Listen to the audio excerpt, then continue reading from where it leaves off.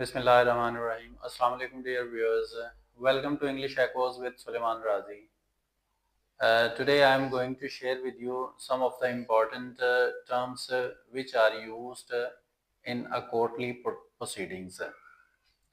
आज आपके साथ कुछ ऐसी अदालती इस्लाहात आपके सामने पेश कर रहा हूँ जो कि अदालत में आने जाने वाले अफराद को जिनका सामना करना पड़ता है। ये वोकेबलरी बहुत आम होती है, लिहाजा एक इंग्लिश स्पीकर को इस कोर्टली वोकेबलरी का जानना बहुत ज़रूरी है।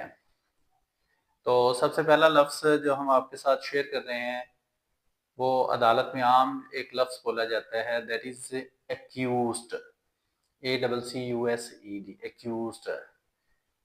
Accused is a firm, a person or an organization on which some charge or allegation is being raised in a court of law.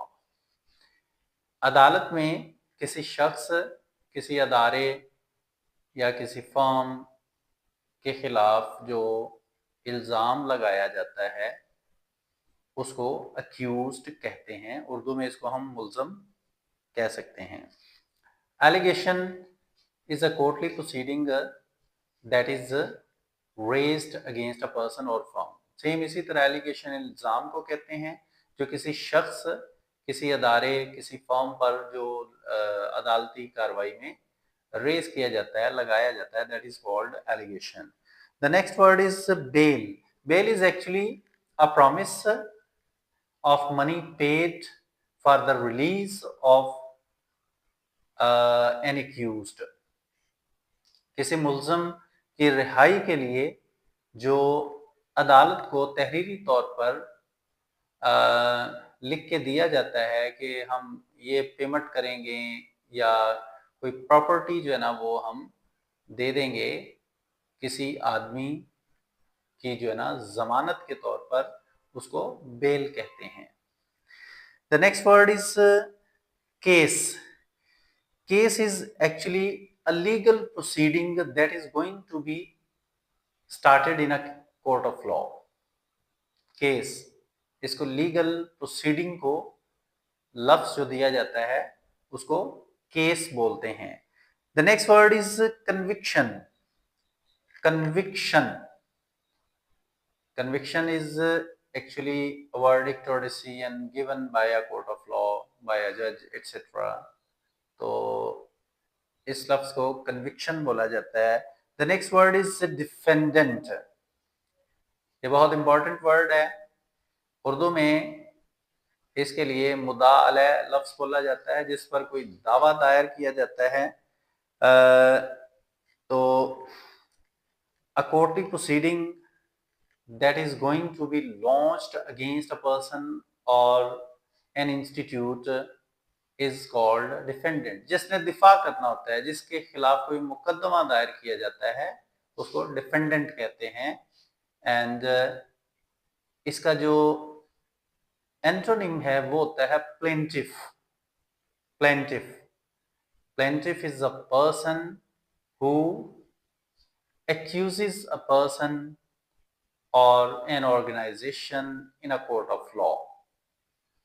किसी कानून साज अदारे में जो किसी के खिलाफ जो दावा दायर करे, मुकदमा करे, उसको प्लेंटिफ बोलते हैं। Then the next word is evidence. Evidence is actually a statement that is provided to a court of law as a proof. तो इसको शहादत भी कहते हैं, सबूत भी बोला जाता है, ये एविडेंस लफ्ज कहलाता है। Next word is exhibit. EXHIBIT, exhibit. Exhibit is a physical proof that is given to a court. अदालत को जो ठोस सबूत दिया जाता है, जो पेश किया जाता है, उसको एग्जिबिट बोलते हैं। The next word is guilty. Guilty, a person or an institute or an organization that is declared to be accused for a crime that he has committed उसको गिल्टी बोलते हैं, कसूरवार या जुर्मवार। The next word is innocent. Innocent, the accused who is declared to be free from any kind of charge is called innocent।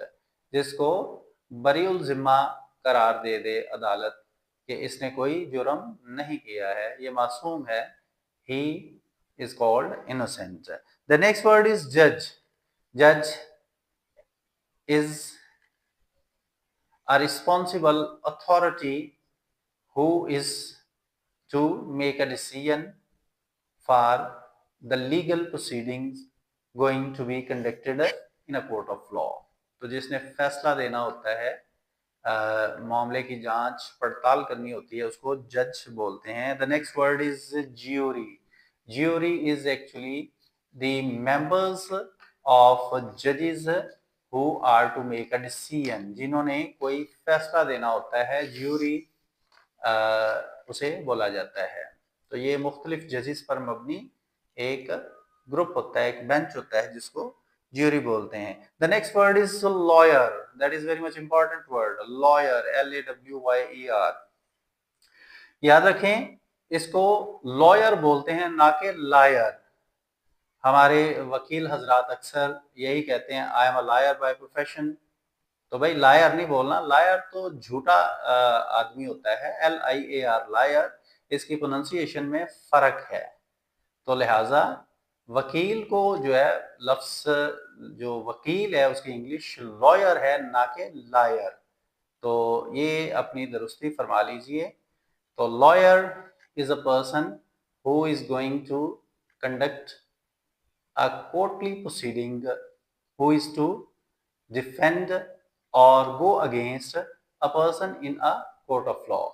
जो किसी को defend कर रहा हो, अपने क्लाइंट को, या किसी के खिलाफ जा रहा हो, उसको लॉयर कहते हैं, जो सारी कोर्टली प्रोसीडिंग को चला रहा है। The next word is a plea. Plea, PLEA, बड़ा आम लफ्ज बोला जाता है, plea। Plea is actually a defendant's response towards a crime or allegation। जो इल्ज़ाम लगाया जाता है उसके मुतल्लक मुद्दा अलैह जो अपना मौक़िफ़ इख्तियार करता है, that is called plea। तो उसके बाद है sentence।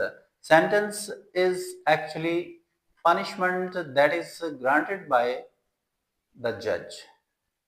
जो सजा मुल्ज़म को दी जाती है, जब वो मुजरम करार पाता है, तो उसके लिए जो कोर्टली लफ्ज़ बोला जाता है, that is sentence. The next word is trial. Trial is a courtly proceeding that is conducted for a crime और एलिगेशन। तो उसके लिए लफ्ज़ ट्रायल बोला जाता है, TRIAL, trial. The next word is witness। A witness is a person who appears in a court of law in favor of or against somebody। किसी के हक में या किसी के खिलाफ जो आदमी पेश होता है अदालत में, उसको विटनेस बोलते हैं। उर्दू में इसके लिए लफ्ज़ गवाह है या शाहिद लफ्ज़ बोला जाता है। द नेक्स्ट वर्ड इज, अब कोर्ट की प्रोसीडिंग के दौरान जो टर्मिनोलॉजी यूज होती है, एक लफ्ज़ है अजर्न, ADJOURN, अजर्न। याद रखें, ये लफ्ज़ अजर्न है, not adjourn. Parts of speech में जब हमने एडजेक्टिव को डिस्कस किया था, तो उस पर हमने तफसीलन ये बात की थी, आप मेरी वो वीडियो भी देख सकते हैं। तो ADJ से जो भी लफ्ज़ शुरू होते हैं उनमें डी साइलेंट कर दिया जाता है। ये लफ्ज़ है adjourn. For example, the proceedings of the court are adjourned now. अदालती कार्रवाई अब बर्खास्त की जाती है, तो ये लफ्ज़ अजर्न है, मुलतवी करना, पोस्टपोन करना। The next word is arraignment. Arraignment। Arraignment is actually a situation in which defendant is declared to be a criminal, culprit, etc। तो इसको अराइनमेंट बोलते हैं, ARRAINMENT, arraignment. The next word is oath, OATH, oath. Oath is, a written or spoken promise to be true.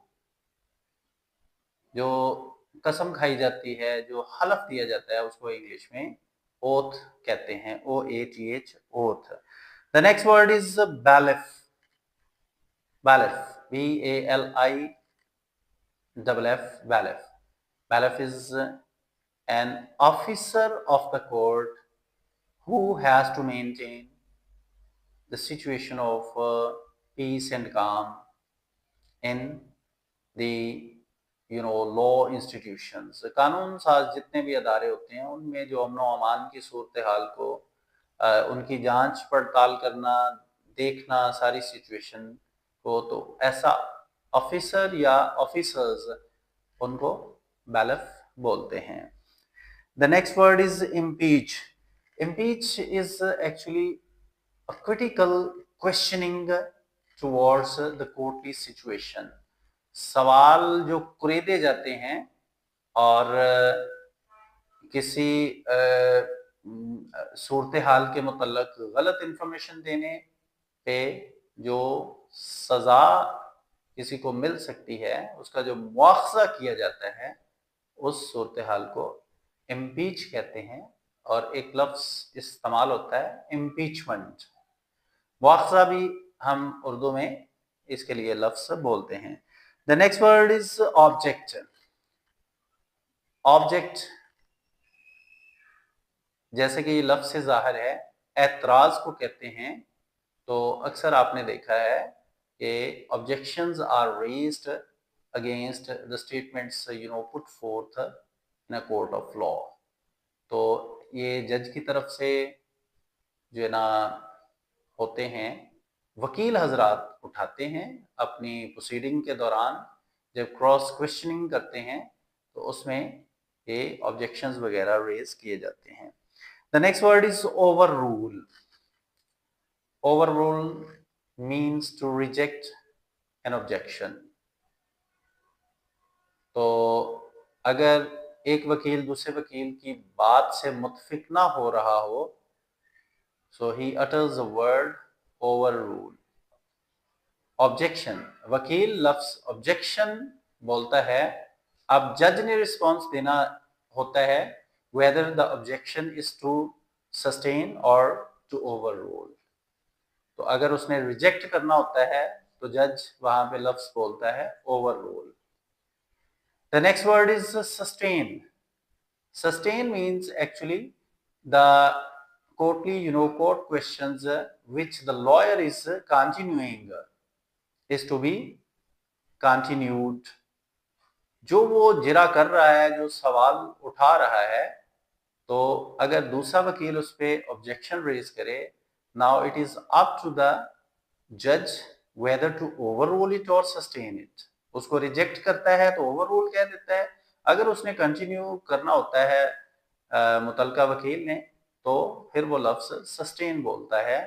तो ये बहुत important vocabulary है जो कि कोर्टली प्रोसीडिंग्स में इस्तेमाल होती है। ख़ास तौर पे स्पोकन इंग्लिश के स्टूडेंट्स को, इंग्लिश स्पीकर्स को इस वोकैबुलरी का जानना बहुत ज़रूरी है। वीडियो अच्छी लगी हो तो लाइक करें, शेयर करें, सब्सक्राइब करें, बेल आइकॉन को प्रेस करें, और ताकि आइंदा आने वाली ऐसी इंफॉर्मेटिव